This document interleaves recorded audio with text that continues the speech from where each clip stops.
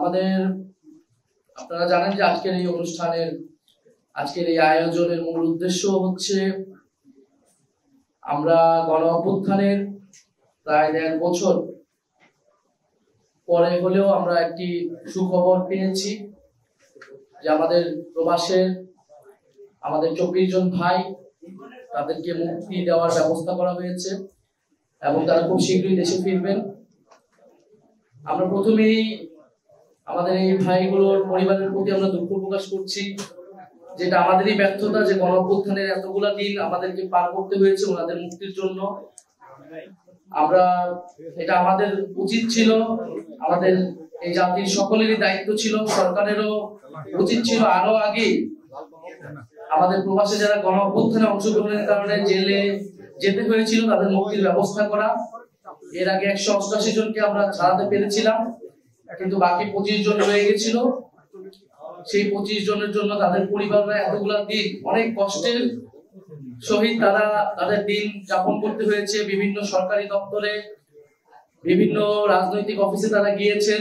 আমরা যখন জুলাই পদযাত্রায় চট্টগ্রাম গিয়েছি তখন এক আপা অনেক রাত ধরে যেখানে আমাদের হোটেল ছিল সেখানে এসে অপেক্ষা করেছিলেন, অনেক অনুরোধ করেছিলেন। আমরা চেষ্টা করেছি সরকারকে এই বিষয়ে বারবার অবহিত করার, সরকারকে চাপ প্রয়োগ করার, এবং আমাদের এনসিপি ডায়াসপোরা অ্যালায়েন্সে যারা রয়েছেন তারাও কাজ করেছেন বৈশ্বিকভাবে এটা জনমত তৈরি করা, এটা লবিং করার। কারণ এই মানুষগুলাকে আমরা মনে করি যে আমাদের গণ অভ্যুত্থানের শক্তি এবং তারা হচ্ছে জুলাই গণ অভ্যুত্থানের যোদ্ধা। ফলে এই জুলাই যোদ্ধাদের মর্যাদা নিশ্চিত করা আমাদের সকলেরই দায়িত্ব।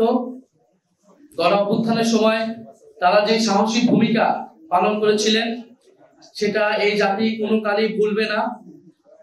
আমরা দেখেছি যে গণ অভ্যুত্থানের সময়ে যখন একটা পর্যায়ে আমরা বাংলাদেশের রাজপথে আমরা নামতে পারতেছিলাম না, আমাদেরকে ডিবি অফিসে ধরে নিয়ে যাওয়া হয়েছিল, সেই সময় কিন্তু বৈশ্বিকভাবে এই ফ্যাসিস্ট শেখ হাসিনা সরকারের বিরুদ্ধে একটা জনমত তৈরি করেছিল প্রবাসে থাকা আমাদের ছাত্র, শ্রমিক এবং অন্যান্য পেশাজীবীর মানুষেরা। পৃথিবীর প্রায় প্রতিটা দেশে যেখানে বাংলাদেশিরা রয়েছে তারা প্রত্যেকে কথা বলেছে, প্রত্যেকে সেখানে রাজপথে নেমেছে, কর্তৃপক্ষের কাছে জানিয়েছে এবং অনলাইনে তারা ক্যাম্পেইন করেছে। এবং মধ্যপ্রাচ্যের দেশগুলোতে তারা রাজপথে নেমেছে, কিন্তু সে দেশের আইনে এটা আইন বহির্ভূত কাজ হয়, তাদেরকে গ্রেফতার হতে হয়েছে। এবং তারা কিন্তু জানতেন যে তারা যদি এই প্রোটেস্টটা করে, প্রতিবাদ জানায়, তাদেরকে গ্রেফতার হতে হবে সেই দেশের আইন অনুযায়ী।